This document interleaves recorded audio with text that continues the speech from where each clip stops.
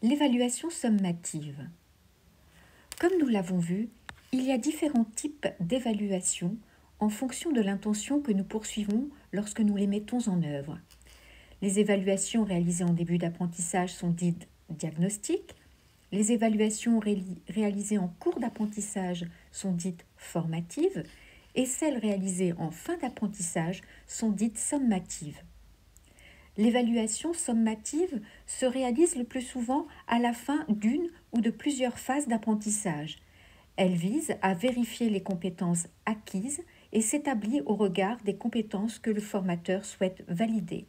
Elle donne lieu au passage d'examens ou de tests afin de contrôler que le résultat est conforme à une norme ou à un attendu. Alors que l'évaluation formative va chercher à mettre en lumière les processus mis en œuvre par l'apprenant pour apprendre et proposer une remédiation si nécessaire, l'évaluation sommative s'intéresse quant à elle uniquement aux résultats sans tenir compte de ce processus. L'apprenant sait ou ne sait pas. Elle est ainsi la somme et le bilan des apprentissages appropriés et consolidés.